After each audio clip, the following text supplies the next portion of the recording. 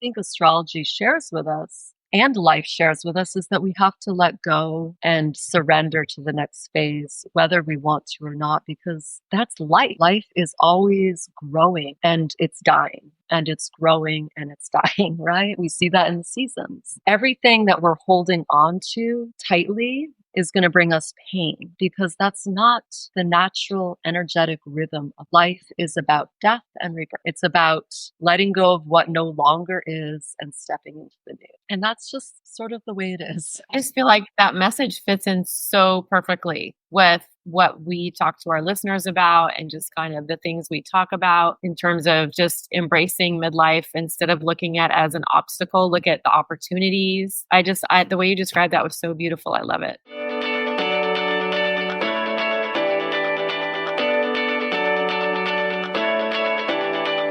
Welcome to Drinks with the Girls. Conversations for women over 40 around connection, change, and the power of female friendship. Living well with stories to tell. I'm Karen, and this is Lisa. We are moms and solopreneurs stepping into our own, diving into real conversations about things that matter to women in midlife. We're here to spill the tea on everything that affects women in their 40s and beyond. Topics like loss and grief, changing relationships, launching kids, menopause, and reinventing ourselves in midlife. We are here to tackle it all. Connect with us through a blend of our lived experiences, our friendship, the memory of our moms, plus a collection of real stories, honest conversations, and engaging interviews that will make women over 40 feel seen and remind them that they're not alone on this journey called life. Let's go. Welcome back to another episode of Drinks with the Girls. I'm Karen, and I am so excited for today's episode. If you're new here, we start off all our episodes with what we're drinking. So today, I am drinking a tangerine LaCroix. No, LaCroix. LaCroix. Sorry, LaCroix. No, LaCroix. Lisa, what are you drinking? I'm a Romance language fan, but French is friggin' impossible. I can't with the French. It's just like, it's like they're so hip they can't teach us how to pronounce anything. I don't know. Italian and native, but that's just me. Okay, so because, drum roll please, we have our first guest. I bought a bottle of wine. It's not Chuck Sean. It's not like, mega bucks, but it's an Apothic Inferno, and I kind of like it. It's a red blend, and it's whiskey barrel aged. I think it's delightful. It is nice. And my sweet husband was playing wine steward and like poured us a glass of wine. So I was like, yeah, that's what I'm talking We love that. Today, like I said, we have a special guest, and it's a dear friend of mine and an expert in quite a lot of things. But tonight we're going to be talking about astrology. This is Natasha Gillis. Hello, hello. And we are diving into the topic of astrology as a key to understanding ourselves and our relationships. And Natasha doesn't need to tell you what she's drinking because I'm serving her, so it's all good. Thank you so much for having me. I'm so excited to share my passion for astrology. I have been studying astrology since I was a teenager. So I've been very passionate about it for many years, many, many, many years. Well, we are thrilled to have you. So let's jump right in. We had our infamous Drinks with the Girls researchers look into the ancient history of astrology. We have no research department, by the way. It's all complete, utter bullshit. And we're manifesting them pretty much at this point, but it's all good. So anywho, apparently the Babylonians were using astrology around 3000 BCE. They thought the stars were like cosmic messages from the gods, omens predicting things like weather or political events. And then the Egyptians got involved and added their own twist. And they used astrology for religious ceremonies and timing. And they linked it, of course, with the flooding of the Nile. Basically, their version of it's time to harvest. Natasha, what do you know about Babylonians or Egyptians and all that? It goes all the way back to Sumeria, too. And not only that, but there's so many other cultures that were linked to astrology. So it definitely had something that was very important to ancient culture, And I think that we can only understand what they understand through our perspective now, But I think for them, their perspective on it was very different than what we might understand it. I think that's fair. Mm-hmm. I love how they tied it to nature, but wasn't it the Greeks who really turned astrology into what we recognize today? Yes. So the Greeks around 300 BCE entered the picture, and they took the Babylonian astrology, added horoscopes, and made it all about a person, right? Your personality, your fate, your whole vibe. And then Ptolemy wrote a book that pretty much became the Bible of astrology. So, of course, the Romans had to then steal it from the Greeks, like they did with everything. And it was huge in Rome, but then Christianity came along and astrology got kicked to the curb for a bit as a pagan no-no. So how did it survive if the church shut it down? Because that's a powerful force right there. Yeah, there's that. So during the Islamic Golden Age, around 700 AD, scholars preserved astrology and mixed it with medicine and astronomy. Astrology, astronomy, two different things. We'll talk about that. And then when Europe got access to those texts in the Middle Ages, astrology came roaring back. It even made it into royal courts and doctors' offices. They used star charts to make decisions and diagnose patients. And then the scientific revolution of the 1600s was like, we'll take the astronomy, but the astrology's out. So science replaced superstition. Astrology fell out of favor for a while. Yes. And then in the 1800s, astrology found new life thanks to the spiritual and occult movements. And then by the 20th century, it became mainstream thanks to newspaper horoscopes.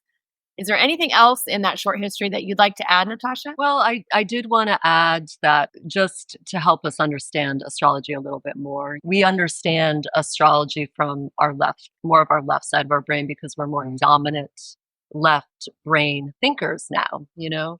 But back in ancient times, they were a little bit more right dominant. So they really saw everything as whole and everything as connected, right? They didn't see a separation from what they saw in the sky to what they were, who they were, and what they experienced on the daily. I did want to just bring that into it, you know, because a lot of times we think that people did astrology to understand the seasons and harvests and all that. But really, it was much deeper than that for them, you know. But that's how we understand it because that's would make sense to us now in our culture. We don't use astrology in itself is very symbolic, and it represents many different layers of understanding of our own psyche. So we don't really use symbology anymore in our common understanding, you know. But in ancient times, symbology was in everything. It was in Christianity even too, you know. So and interesting enough, even though Christianity kind of kicked it to the curb, you could find astrology in the story of Jesus Christ. That's true. You That's know, true. so I don't know if it's ever been gone. You know, I think it's always been here with us. And there's even an uprising now in astrology because I think that we want to connect to something deeper. You know, we have this desire to understand ourselves in a deeper way. As a culture, we've dived into psychology more. And I think that astrology will probably be with us forever. I could see that for sure. So now that we have a little background with that and you've kind of started to talk about that, can you kick us off a little bit by explaining what astrology means to you personally and how you think it can help people on their journey? Yes, absolutely. To me, astrology is like a cosmic map. It's a way to understand ourselves in relation to the universe and the larger cycles of life. Our astrological charts reflect our personalities, strengths, our challenges, and even our relationships, not to others, but actually to the cosmos and everything happening in the cosmos as it's moving around, all the planets are moving around the sun. When we look at the positions of the planets at the time of our birth, we gain insight into who we are and how we interact with the world around us. That is so powerful. I just love this so much. But I am such a novice when it comes to astrology. So I'm a Virgo. Which she's fond of saying. I love saying I'm a Virgo. I'd love to tell you just a little bit about very important part of who she is. I would love to hear what you have to say about me being a Virgo. But I've always called it a zodiac sign. Is this the same as a sun sign? Well, the sun sign is actually just a very small part of the whole picture of astrology. So the sun sign really represents the light that you shine on to the world, you know, because that's what the sun would do, right? The sun, it shines light and makes things visible. So your Virgo, the sun sign really represents what you're here to bring, the deeper truths you're here to bring to others. Your rising sign is sort of your personality. It's how you present yourself to people. It's how people might see you. So really combining the rising sign and the sun sign and the moon sign are really how you understand your full personality, you know? So That's incredible. I'm so excited to dive into that later.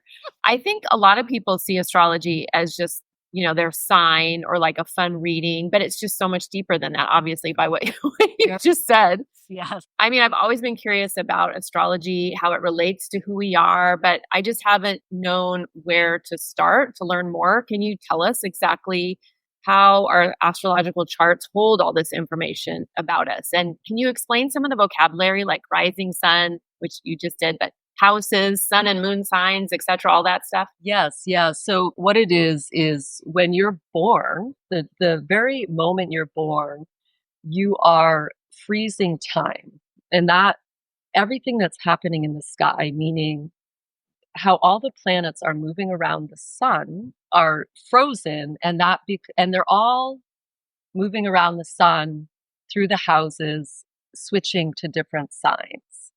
So when you're born, all of everything stands still, and that becomes like a snapshot. yeah, it's right? like a snapshot. And that's what you embody. That's the energy that you're dealing with for your whole life. So it gets confusing. So what's happening is all the planets are moving around the sun. And as the planets move around the sun, they change signs. So every month it changes to a new sign. So the planets closer to the sun, like your Venus and Mercury, are changing signs. There's different amounts of times that they're changing signs. So the houses are our view of the sun from Earth. So what it's saying is when the Earth moves, we're seeing the sun from different angles, and that represents the houses. So the first house represents spring, and it's our view of the sun. It's the new birth, basically. With spring, it's a new cycle.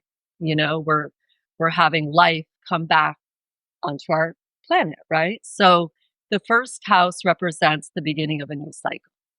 And then it goes into the second, third, fourth, fifth, and it goes to 12 houses. And those 12 houses have all the zodiac signs as rulers of each house.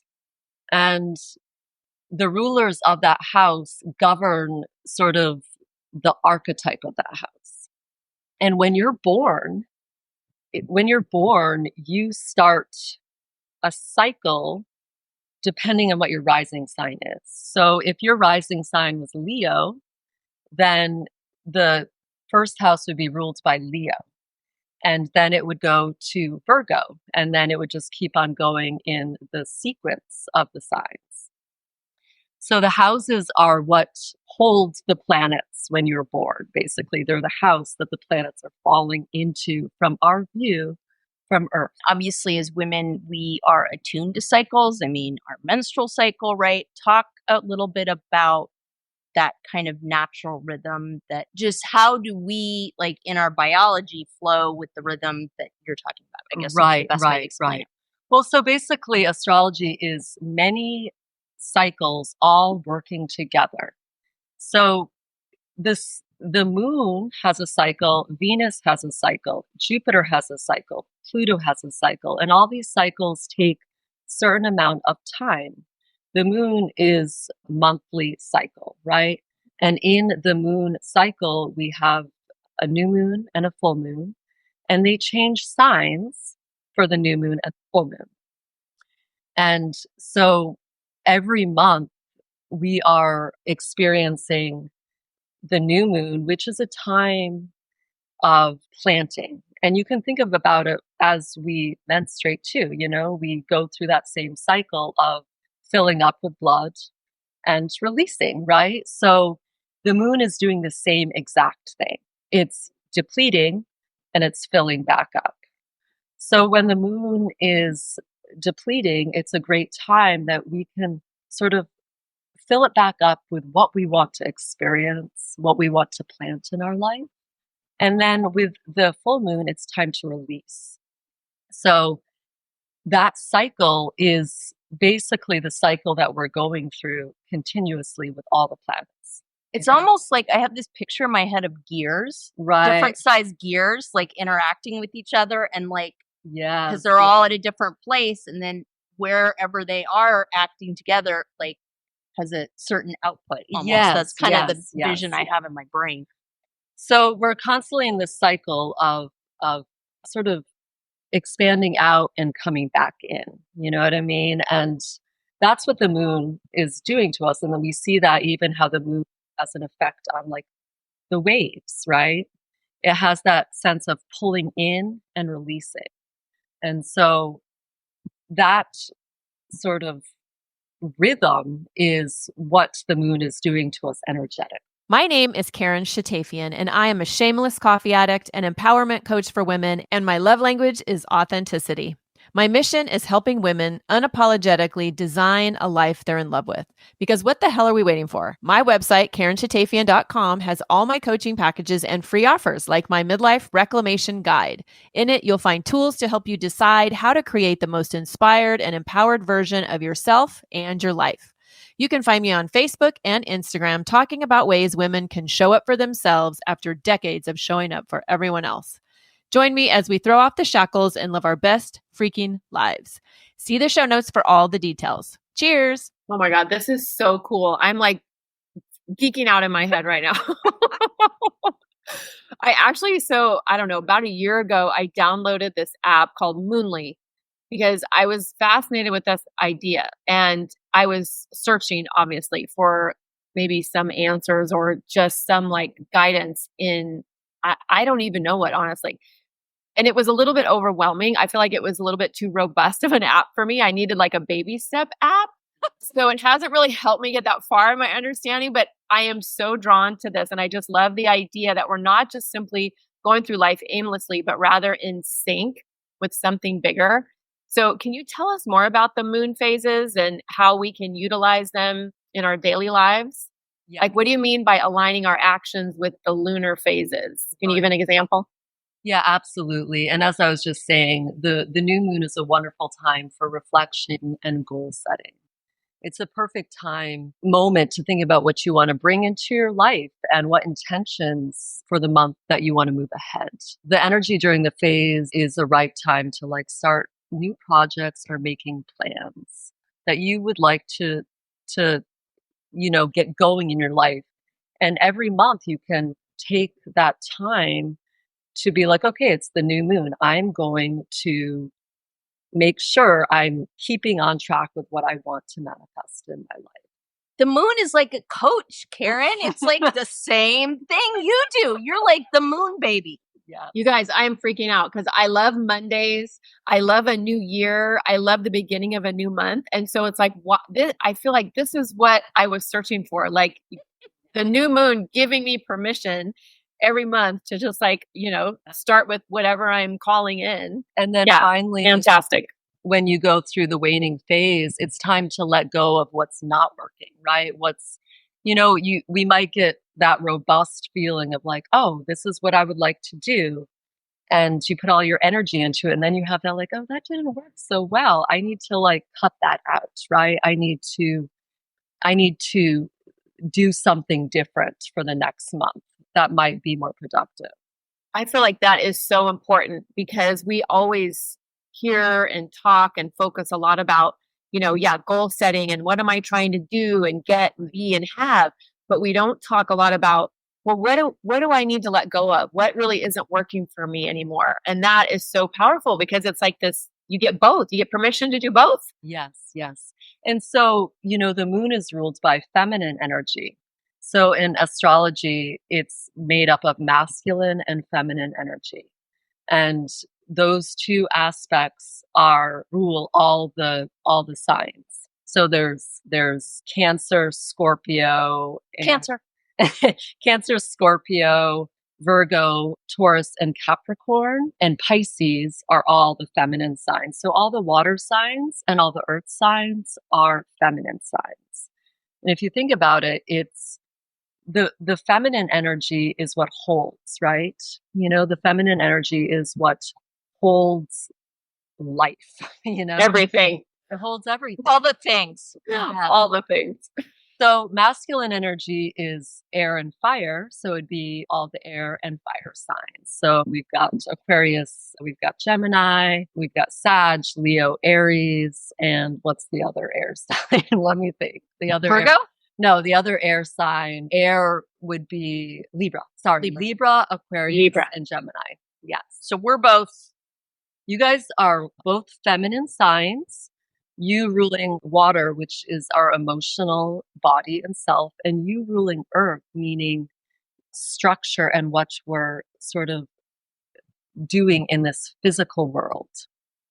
So Virgo, for instance, just a tidbit, Virgo really represents how we carry our highest sort of potential in this earthly realm. So Virgo is here to clear out space. It's here to take care of the body. It's here to take care of the home, because if we don't take care of those aspects, we can't have energy move through us efficiently, So Love it. Yeah, Virgo's here to organize it so everything can flow. Everything can move. I love that. Thank you. So what about poor Pluto? Yes. It's been demoted from planet. There we go. What about poor Pluto? What's his or her deal? Yeah, so we go through this cycle with all the planets, right? So we're going through our own individual cycles with how the planets are moving in the sky. So Pluto is a big deal because Pluto is here to do the deeper work.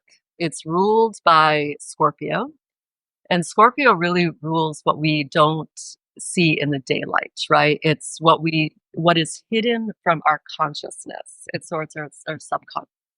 And when we have a Pluto transit, it lasts around 15, 20 years. So it's a long transit. And that transit hits a certain house for us. And so that house is whatever that house is, whatever sign that house is in, is what we'll be dealing with and who rules that house. So, for example, the sixth house is ruled by Virgo. That's what the sixth house rules. So, and I just had a transit through the sixth house. So I was being transformed by my routines in life. I was being brought into a higher level of how to take care of myself, So Pluto does deep, dirty work, it really gets to the nitty gritty of things, and it's not easy, Pluto transits are not easy, but they're here to transform you to be more who you are, more authentic, more empowered, So all the stuff that's keeping you from that, Pluto's going to take away or challenge you. You know what that reminds me of? It reminds me of the stories that you tell me about your clients when they're like, all right, let's go. I got a month, right? And you're like, yeah, it doesn't work that way. Yeah. You've got to take some time to do this, right? That's what that reminds me of. Well, we live in a world that's automatic. Yeah. Right? No, sometimes, I tell Lisa, sometimes women come and they're like, okay, I have 5 weeks. And I'm like, Scott, lady, you've been developing this shit for decades. And I can work through it in 5 weeks. Yeah. And Pluto knows that. So Pluto, right? We got 15 years to work on this. Nice. And a big thing is Pluto is changing signs. So that means that it's moving to a different house for everyone. Because it's slower than anything because it's so far out. Yeah, it's so right? far out. So in astrology, the outer planets, their transits are more impactful to us because we are with them for a longer period of time. Can you define transit? Yes, sorry. I'm speaking astrology language. Yes, I love it. transits are when planets are moving around, they're making their loop around the sun. And so that would be one cycle they're going through. And each planet has a different amount of time that they go through a cycle.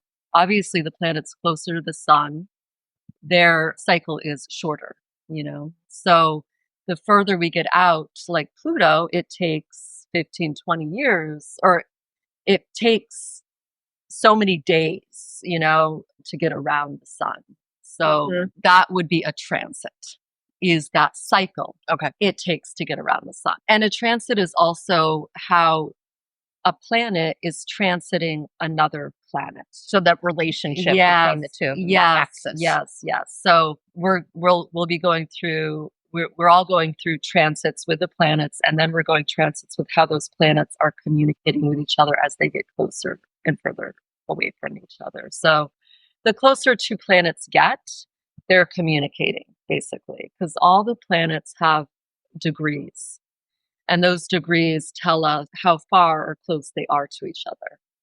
It gets very complex, So, yeah, she did a chart for me. You should see it. It looks like something. Remember those spirographs where you do, it's crazy time. So that's planets that are super far away. I'm assuming that Mercury and Venus, that's yes, quick stuff. Yes, we go through. I mean, they move through all the signs. Right now, for instance, we are in Venus entered Sagittarius, and it will be in Sagittarius for a very short period of time. And so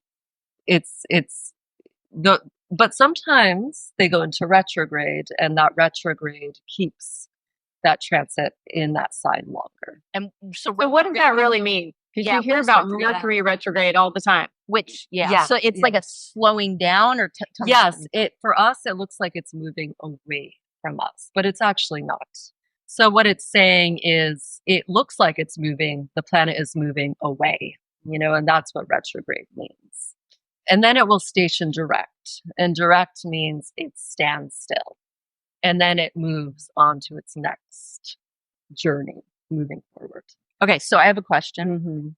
Is it just me, or has Mercury been going overdrive with retrogrades lately? I am in the camp of preferring my Mercury with the side of Freddie, but it just seems like every time I talk to someone, it's Mercury's in retrograde, and everybody's just I know, it's hard. So what's the story with that? Well, I feel like it's a good thing that people blame shit going sideways. Right? So this went crazy. Oh, Mercury's in retrograde. Yeah, there you go. That explains it. It's interesting because back in ancient times, they used astrology as an energetic tool, saying, this is not a good time to do this. They were smarter. Be advisable not to do this then. Because they realized that if they move with the natural energies, then the favor will come out better for them, So if we know that a planet is in retrograde, all the planets go into retrograde, but especially when Mercury goes into retrograde, it's a time where communication is not going to be very effective. So you don't want to sit down and have that conversation with your partner about something very big, because there won't be clarity. It might become more hostile. So, we don't live in a time where we're paying so much attention to the energy, but that's what astrology is helping us understand, is the energy is moving in this way right now. And it might be more effective if you wait till it's moving again, I wish we would have been taught this, even just the little basic tenets of it, because it just seems to me that there's so much permission for, especially in the Western world, just relax a minute. Let's not hustle and grind to death. Let's look at look at what's happening with the planets. Is this really a good time to do X, Y, or Z? I don't know. I just feel like it could be really impactful. Yeah, in people's lives. And even in India, where they have used Vedic astrology forever, and they still use it, and one of my clients actually is from India, and he had an arranged marriage because he's of that age where he's a little older, where they were still doing that. And I don't know if they still do it. They do, actually. When I lived over there, it's still very much a thing. It's very different. Yeah. But again, story for another episode. Yeah, but they used astrology to pair. So they would use astrology to make a good match. So astrology is used over there very strongly, and they use it for marriage. They use it for a good time to do business. They use it, they use it in a way that we don't use it in America so much, but we're starting to more. Hey, fabulous Drinks with the Girls listeners. Guess what? We have something exciting happening here at Drinks with the Girls. We have a way for you, our listeners, to be involved. We would love you to be a part of our Drinks with the Girls support team. Creating a sisterhood of empowered women is our goal, and we are so grateful you are here. But we need your help to grow this incredible community that we have a big and bountiful vision for. You can help us get the word out about Drinks with the Girls because we want all women to feel the support of our powerful community behind them. Here's what you need to do. Go to your favorite podcast platform and subscribe or follow Drinks with the Girls if you haven't already. We need you to share every episode we put out. We would love for you to do this, especially when a particular episode resonates with you and or brings to mind someone you care about that you think would benefit from listening to it.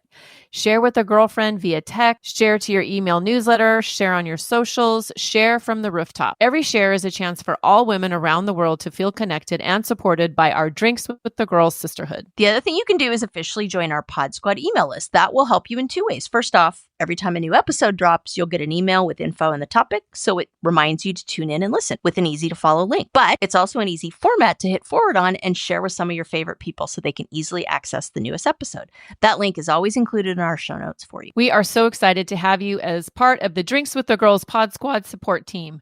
We are all in this together. Cheers! Cheers! That is so interesting. It's like a cheat sheet for our personalities and our relationships. So how can someone start to explore their astrology chart?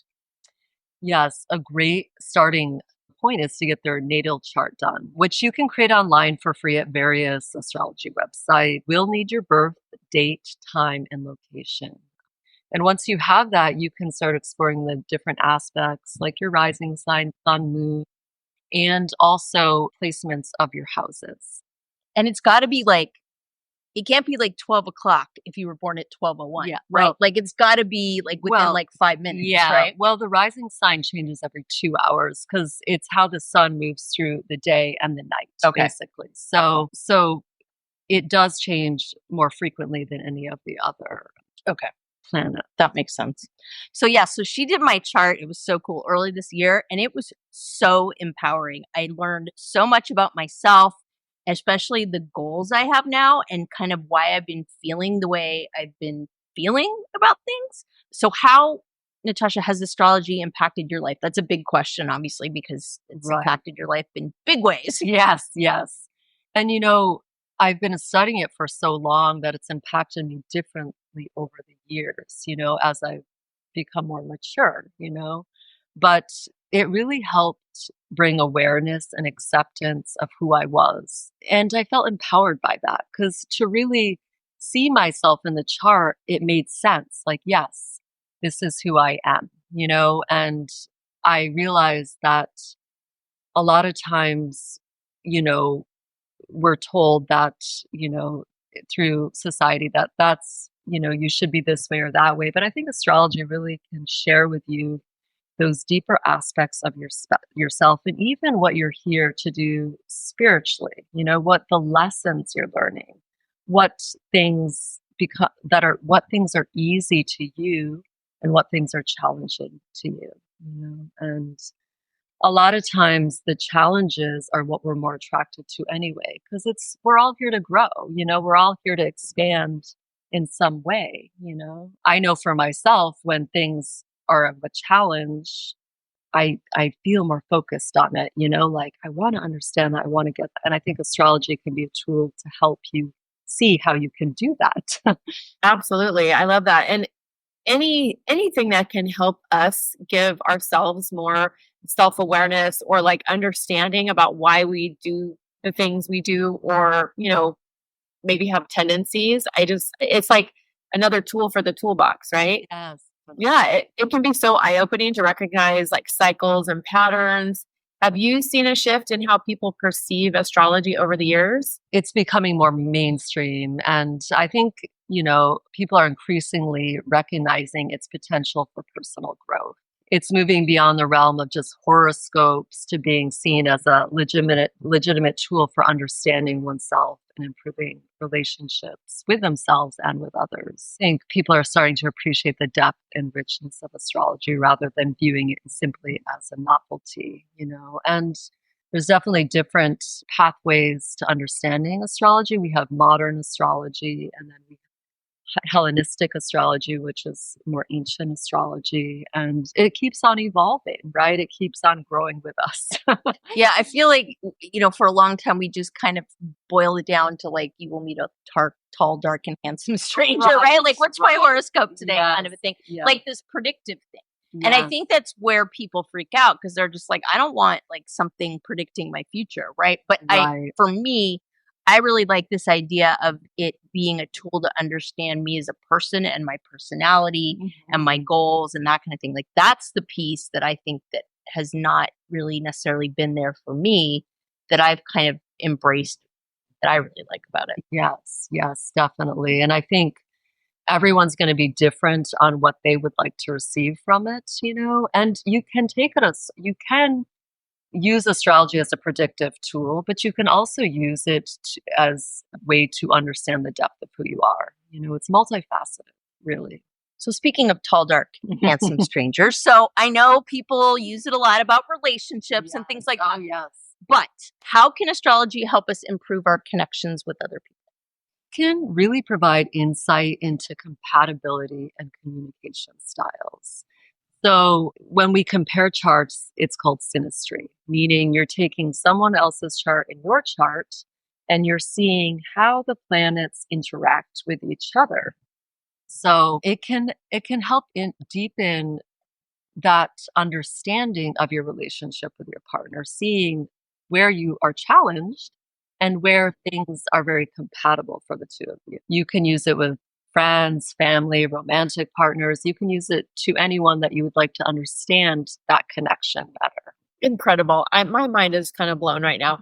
Again, it could be another tool that we can use not only for our own self-development, but to keep our relationships strong. It's like having a roadmap for our relationships. Yes, it is. It is totally a roadmap. It is, in some ways, it's amazing beyond what we can even understand today. And to me, at least, it feels like this beautiful, complex system that just incorporated everything, all the cycles that we go through, and they made it something that we can actually access, with our left brain and our right brain, My brain has to like you, right? When your kids were in college and things weren't going so great with your marriage, like not knowing what the heck, who am I and like what's going on, right?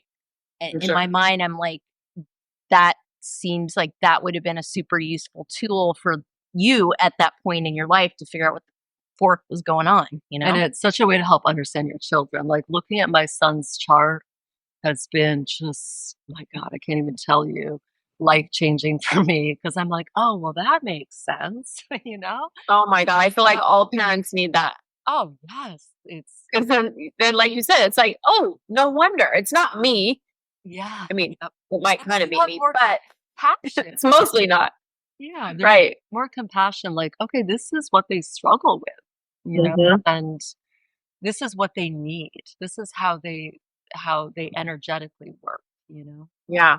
And I think too, just as something to give people breather, like whether you're a couple struggling in your relationship, whether you're a parent, trying to figure out your kid, or you're just trying to figure out yourself, like it's just something to give you more information and to just give you like, I don't know, I just keep thinking of a breather, but just something that can help you just kind of take a breath and go, oh, okay, all right, this is some information. How can I digest this and use it moving forward? It does. It brings peace of mind in a lot of ways. Peace of mind. There it is. There you go. I know. I feel like my daughter and I are kind of going through that right now where it's just like, should do her chart. I'm like, in my mind, I'm like, I think I have the answer. I can figure this out. Help me navigate the disagreements. Okay, my daughter, that's 14 years. That would be nice to understand. My husband for almost 20 years of marriage, right? I think that would be great. So let's kind of talk about the elephant in the room here. What would you say to someone who might be super skeptical, is just like rolling their eyes listening to us going, you've got to be joking, right? They're curious, but they're like, okay, how can I learn more? I'm not so sure that this thing is for me. Well, with anything, it's good to approach it with an open mind by exploring it for yourself and seeing if it resonates. I think that we have to remember that astrology was ancient science. They believed that they were using a way to understand our energetic language, basically, with relation to how we move through the world. So they were using their left brain to understand things. This was the way the ancients understood science. So we have to give them some respect for that. You know what I mean? They For sure. definitely put a lot of mental thought into creating this whole system. So, but I think the thing about astrology that's so fascinating to me is that we can't understand it with just one side of our brain. We have to use both sides of our brain. We have to use our right side of our brain and our left. And actually, astrology is sharing that with you. We aren't just left brain. We aren't just right brain. We're both. We're two. We're not just we are masculine and feminine energies. And these energies are energies that move out and come back in. Feminine energy is how we go back into ourselves, and masculine energy is how we take action and go forward. So. And remind me, left brain is like, I always think of Dr. Spock, like Right. logical and like that Yes. kind of thing, right? And the It right sees side things as separate. okay. And the right side is like the creativity, the creation, that kind of piece. Well, and it sees things as whole Okay. and connected, So it's the moment that we're experiencing. The right brain experiences the moment. It realizes that that we're singular, but we're also whole. You know what I mean? We're whole to everything as sort of like a piece of fabric, right? That all the pieces come together and make this, this piece of cloth. But we're also all the fibers in the cloth. And the left brain is how we understand all the fibers in the cloth, and the right brain sees it as the full piece of cloth. So, Deep. yeah. Deep. See, even just in masculine and feminine, feminine energy, it all goes in, right? Our organs come in, masculine energy, organs come out. So it's that energy of projection out and projection in. It's our breath too. We breathe out, we breathe in. And so, And both are important. yes, we need both, So Yeah. I think we have to remember that we are two hemispheres, left brain, right brain. Astrology encompasses both of those understandings into this amazing system, which is just incredible to me. I feel like this can be such a powerful tool with the women that we work with, our listeners. So basically, the people that we're talking to are women over 40. They're dealing with menopause, perimenopause, different transitions, empty nest, divorce, career changes, retirement, all the things. So how do you think that this could really impact their lives? Well, I think, understanding what's happening in their chart at that age can be very helpful, And one thing that we go through when we hit midlife is we have a Chiron return. And the Chiron is a semi-planet that represents our wounds. And in Greek, the Greeks called it the wounded healer. And it represents the part of us that was wounded in childhood, basically. And it's the wounds we carry forth into our adulthood. So when we have a Chiron return, meaning when Chiron comes back into the sign it was when we were born, that's what a return means. It's giving us a chance to mature even more, to grow even more by healing our childhood wounds, at a deeper level. And, when we come to midlife, our focus changes. We're ending a cycle, right? We're starting a new cycle. And that's not comfortable. You know what I mean? It's not comfortable at all. But it's an opportunity, I think, for women to reconnect to themselves. Like, what do I want? I'm not, mothering the same way I used to, if women are going through divorce, whatever they're going through, it's a time that they can really go back inward, and find themselves again in a new way, And so instead of it seeing as something sort of bad, it could be like, yes, this might not feel good, but I'm actually coming into a whole new mood, a whole new phase. You said something I want to ask about. My left brain is freaking out. Semi-planet. Yes. Tell me what you mean by that, because I was like, I don't understand.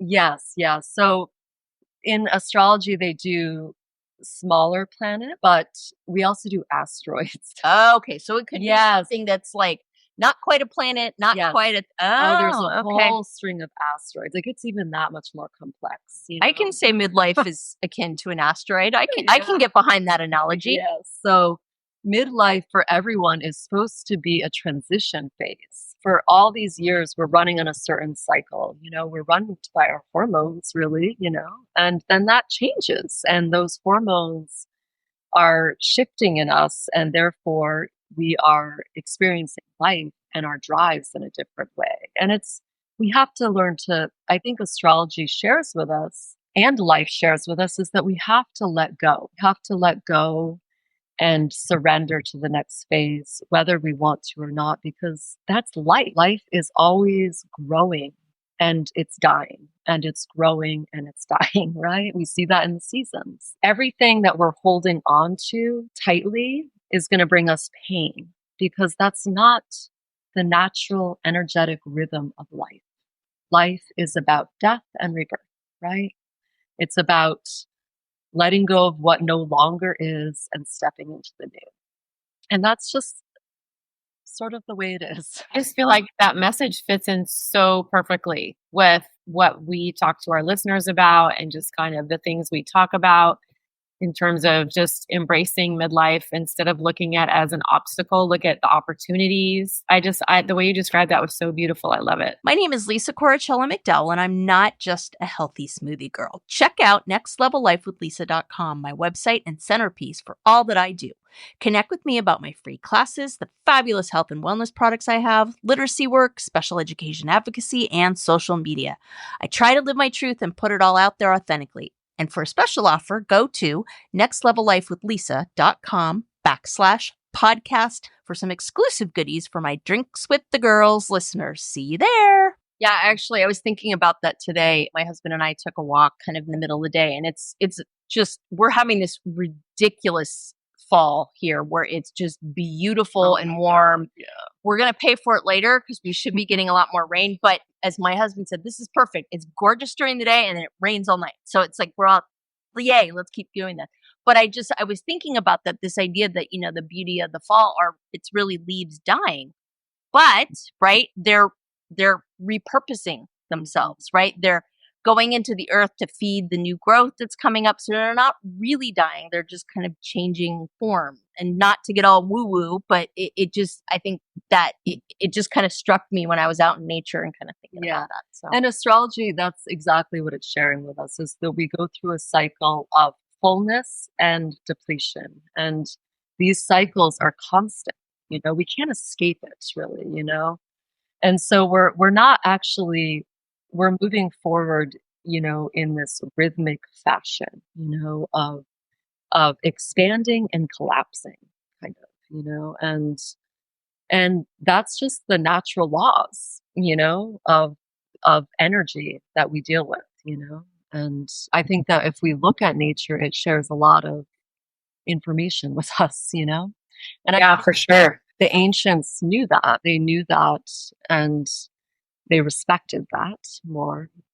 And so I think what we deal with now as a society is that we all have anxiety, right? We're all depressed, and we're struggling with finding these sort of rhythms, these energetic rhythms that are natural to us, that we've ignored for too long, right?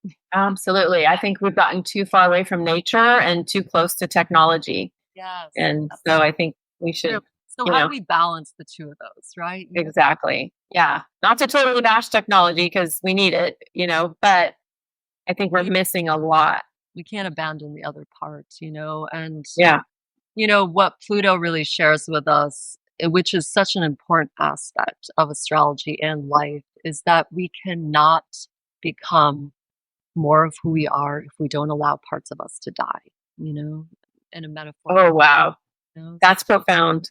We can't hold on to what no longer is bringing us fruit. We can't.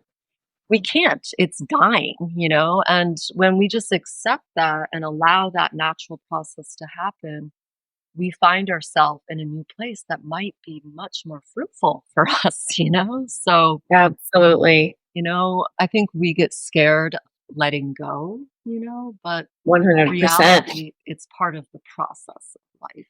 When she was talking about the Virgo piece at the beginning, I just had this vision of she's talking about, okay, it gets the house in order.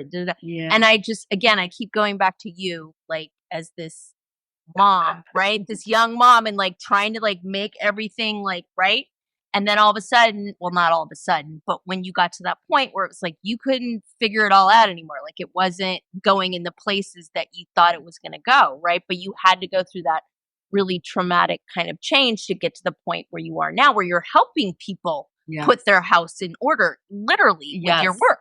And Virgo represents service to others, so Virgo really represents pure intention, pure action. That's why the archetype is the Virgin.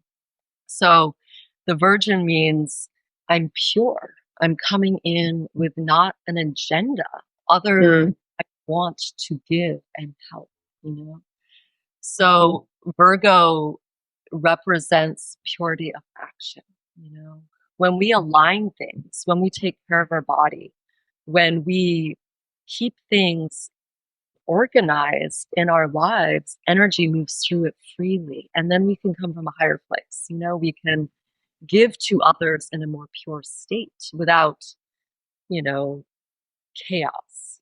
Yeah. It's that organized piece that I really respond to in my Virgo-ness. Not so much the purity. And why be organized other than it keeps energy flowing, right? It keeps things moving in a way that feels and if you think about it too, the Chinese really believed in this as well. They believe that energy is moving through everything, Right. So, and Virgo really represents that. It represents how energy moves without being stuck, without being stagnant.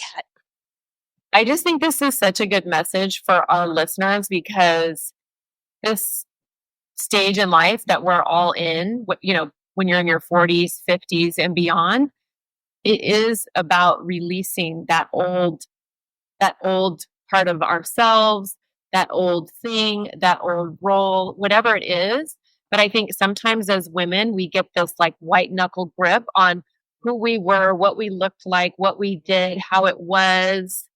And, and then it's as hard and painful as these transitions are, they are normal most times. And to look the potential moving forward, things may be better than you can even imagine. Yes.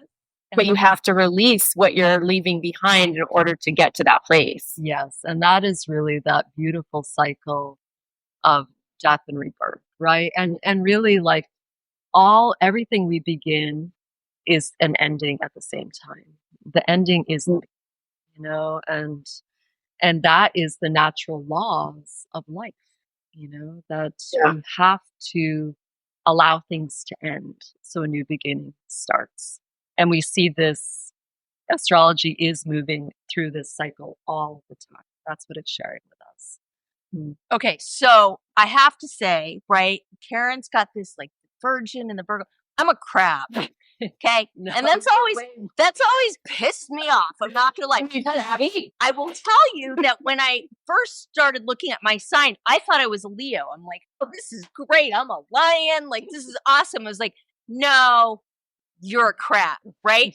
But listening to the discussion, right?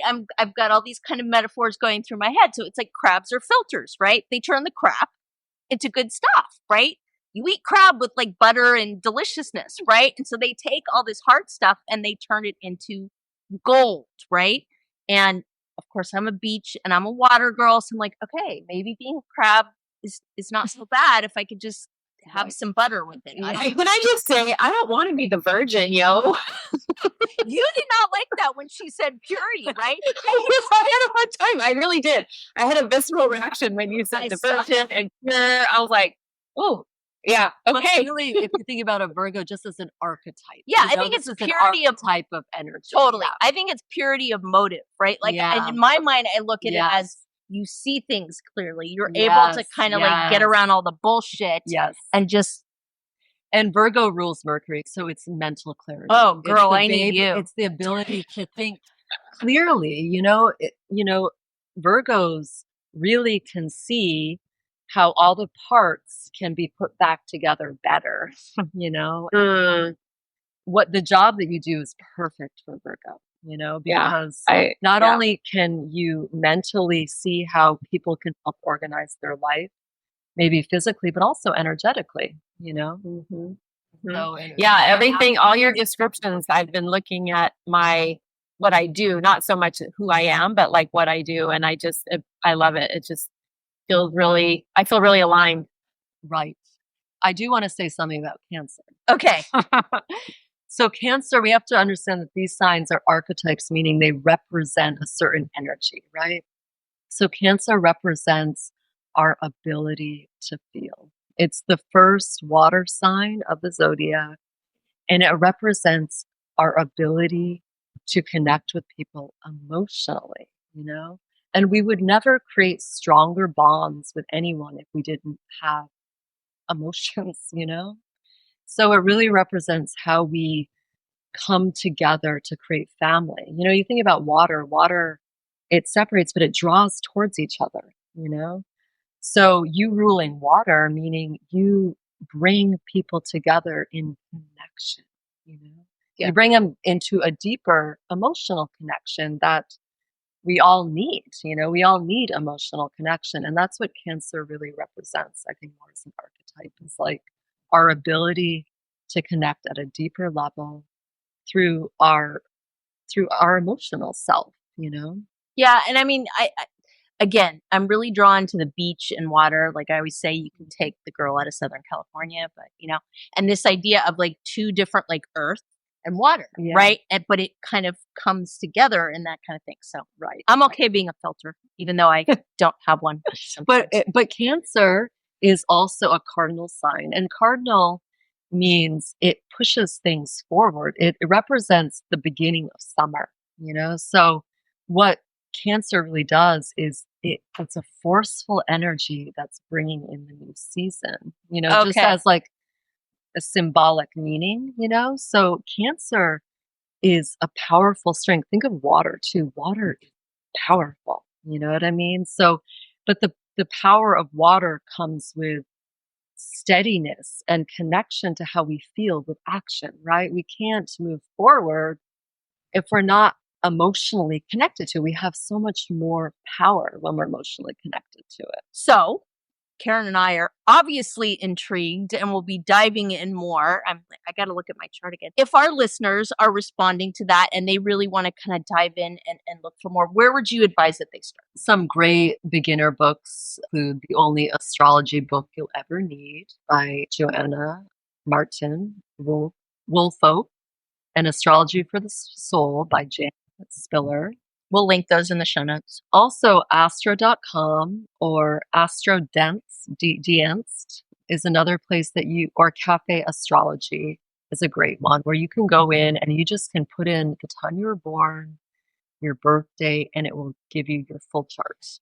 And they actually have free information too, where they will give you some basic information on how your planets are communicating with each other in your chart.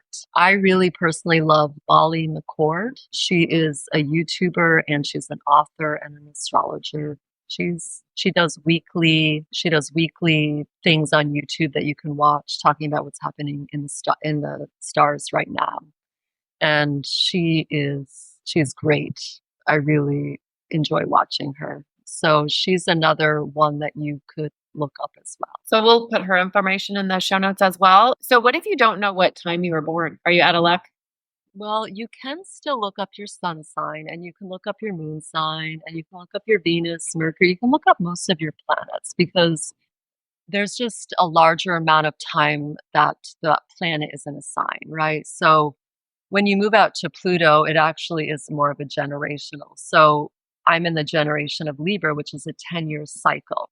I think yours was Virgo. But when it comes to the rising sign, you do need your exact time that you were born because it sets up your houses. And your houses are going to determine the cycles that you'll be going through and the patterns you'll be going through. It's very important. It's not, you can still learn a lot from the other planets, but it sort of brings it all together. And you as said a full picture. if you can get it within 2 hours, you're usually okay, right? Yeah, it's just, it's hard to know when it cuts, Okay. it's really knowing where the houses fall or basically the houses are the homes to the planets and where they fall in your chart. So it's going to signal like Pluto right now is moving into Aquarius, which is a huge deal in the astrology world.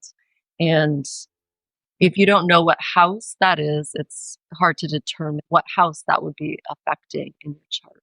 Got it. And what would you say to people who say that astrology is just like woo-woo, hocus pocus? I would say you have to start thinking a little bit with your right brain too. I think, if you think of art, if you think of poetry, right? Poetry and art are very right brain ways of expressing ourselves, and they are very important, and music. Think of music, to learn a musical instrument or dance, you have to use your right brain and your left brain. So astrology is just another way that we can understand another concept like music or dance, but we have to incorporate our left and right side of our brain. If it's a path that you don't want to go down, that you don't believe in, there's okayness with that too. Yeah, and especially I think if you're not looking at it as necessarily a predictive tool, right, but a tool to explore who you are, to Right. me, I think that has a little bit more palatability maybe for somebody Right. that's like, I don't particularly want to know like what's going to happen. And I don't believe you can. Yeah, predict your right? future. I mean, Yes, I think that anything is worth exploring. We do have to open our mind to things. I mean, things that we feel closed off to are, doesn't mean that it doesn't have validity in life. Absolutely. That's a great explanation. Thank you. so we always like to have our listeners leave with some takeaways, and I think we've started that. But if you were to pick some key takeaways that you would like our listeners to come away with, what would those be? I hope that what people take away from listening to this today is just the ability to see astrology in a new light, because this is ancient knowledge that has been with us till now. And there is keys into this. There is secrets into astrology that reveal higher truths back to us. And I hope that the listeners can be curious now to explore it and understand it a little bit more. That was my intention. Perfect. Thank you so much, Natasha. And to our listeners, thank you for tuning in. If you've enjoyed today's episode, please subscribe, leave a review, and share this episode with a girlfriend. And remember, as you navigate your personal journeys, don't forget to look up to the stars. Cheers! Cheers! Cheers, everybody! Until next time.